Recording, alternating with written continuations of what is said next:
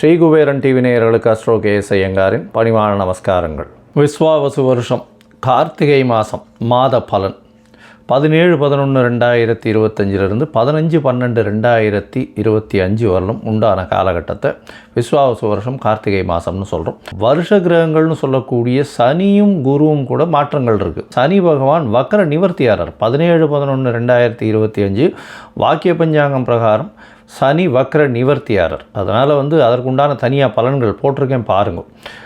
குரு பகவான் 18ஆம் தேதி, அதாவது கார்த்திகை 2ஆம் தேதி அன்றைக்கே அவர் வக்கரகதிக்கு போகிறார். என்ன, புனர்பூசம் 4ஆம் பாதத்தில் அவர் வக்கரமாறார்.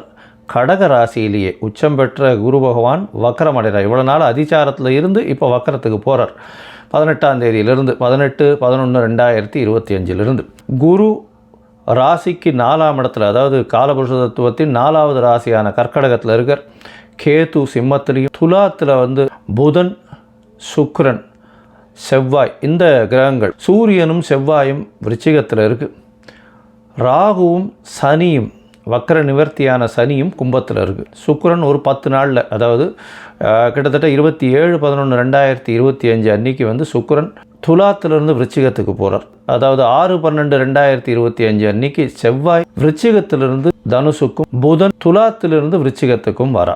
இதுதான் இந்த மாதத்தினுடைய மாற்றங்கள். முடவன் முழுக்கு அப்படின்றது கார்த்திகை 1ஆம் தேதி அன்றைக்கி ரொம்ப விசேஷமான காலம். அன்றைக்கி காவிரியில் குளித்தாலும் துலா ஸ்நானத்துக்கு உண்டான எல்லா விதமான விஷயங்களும், எல்லா விதமான பலன்களும் கிடைக்கும். கார்த்திகை அமாவாசை அது என்றைக்கு அப்படின்னு பார்த்தோம்னா 20-11-2025 கார்த்திகை அமாவாசை.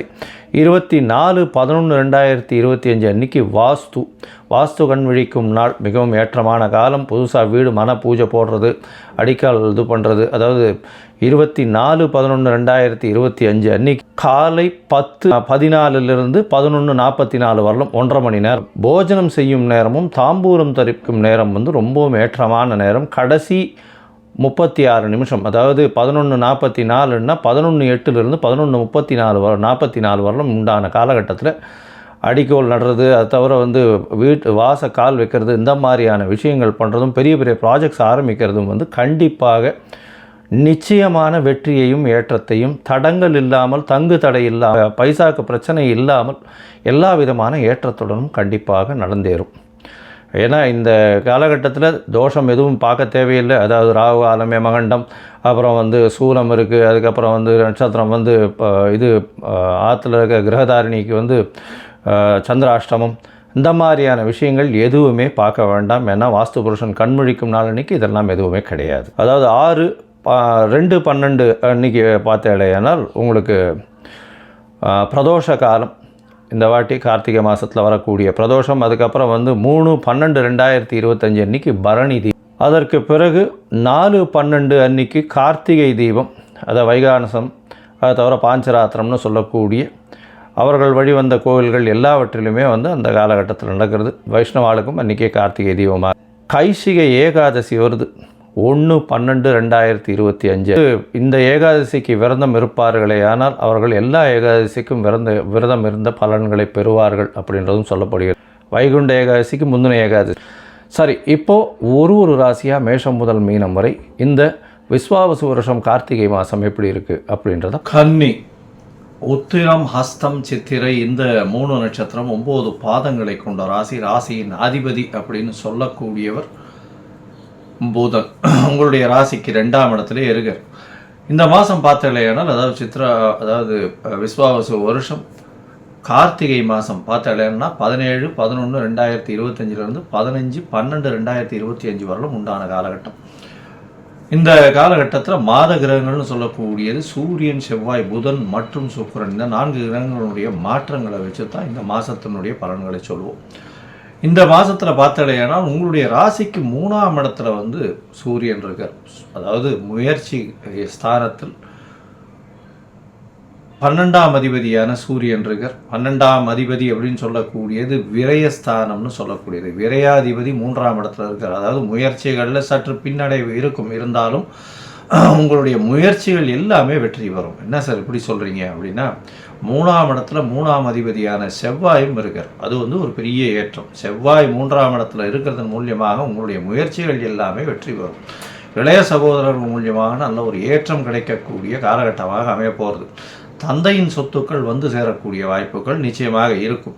3ஆம் இடத்தில் இருக்கக்கூடிய செவ்வாய் மூலியமாக உங்களுக்கு பார்த்தீங்களேயானால் எல்லாவித முயற்சிகளும் நல்லபடியாக இருக்கும். அதை தவிர வந்து இந்த கவி எழுத்து பணி செய்கிறவங்களுக்கெல்லாம் நல்ல ஒரு ஏற்றம் இருக்கக்கூடிய காலகட்டமாக இந்த மாதம் அமைய போகிறது. இந்த மாதத்தில் உங்களுடைய ராசிக்கு பார்த்தீங்களேயானால் ஒரு 20 நாளில், அதாவது 6/12/2025 அன்னைக்கு உங்களுடைய ராசியிலிருந்து 4ஆம் இடத்துக்கு அவர் போகிறார். அதாவது யார்? செவ்வாய் போகிறார். 4ஆம் இடத்துல போய் இருக்கிறது ரொம்பவும் விசேஷம். அது வந்து ஒரு பெரிய ஏற்றத்தை கொடுக்கும். கேந்திரத்தில் போய் துர்கிரகங்கள் இருக்கிறது பெரிய ஏற்றத்தை கொடுக்கும். இதன் மூலியமாக உங்கள் தாயின் உடல்நிலையில் நல்ல ஒரு ஏற்றம் இருக்கும். புதிய வீடு மனைக்கு அடுகோல் போடக்கூடிய வாய்ப்புகள் நிச்சயமாக உண்டு. இந்த மாதத்தில் இன்னும் பெரிய விசேஷம் என்னன்னா, சனி பகவான் வக்கர நிலை நிவர்த்தியார். அதாவது 17ஆம் தேதி ஆரம்பிக்கும் போதே வக்கர நிவர்த்தி ஆகிடுறது. அது ஒரு பெரிய விசேஷம். இதன் மூலியமாக 6ஆம் இடத்தில் சனி பகவான் எல்லா விதமான முயற்சிகளிலும் வெற்றி இருக்கும். எதிரிகள் அற்ற நிலை இருக்கும். எல்லா விதமான போட்டிகளிலும் வெல்லக்கூடிய வாய்ப்பு உண்டு. புதிய வேலை கிடைக்கும். வேலையில் மாறுதல்கள் கிடைக்கும். ஏற்றங்கள் இருக்கக்கூடிய காலகட்டம். அதே மாதிரி பார்த்தோம்னா 18ஆம் தேதி அன்னைக்கு வருஷ கிரகமான குருவும் வந்து வக்கரகதி அடைகிறார். அது வந்து குரு 11ஆம் இடத்துல வேறு இருக்கார், வக்கரகதியில் இருக்கிறதுனால தொழிலில் பெரிய ஏற்றம் கிடைக்கக்கூடிய வாய்ப்புகள் உண்டு. தொழிலில் வந்து உங்களுக்கு பணவரவு அதிகமாக இருக்கும். லாபங்கள் அதிகமாக சம்பாதிக்கக்கூடிய வாய்ப்புகள் நிச்சயமாக உண்டு. உங்களுடைய ராசிக்கு பார்த்தோம்னா 2ஆம் இடம் வலுப்பெற்று போகிறது. 2ஆம் இடத்துல சுக்கிரன் ஆட்சி பெற்று போகிறார். அதனால் குடும்பத்தில் நல்ல ஒரு சந்தோஷம் இருக்கும். ராசியின் அதிபதியும் 2ஆம் இடத்துல இருக்கிறது ரொம்ப பெரிய விசேஷம்.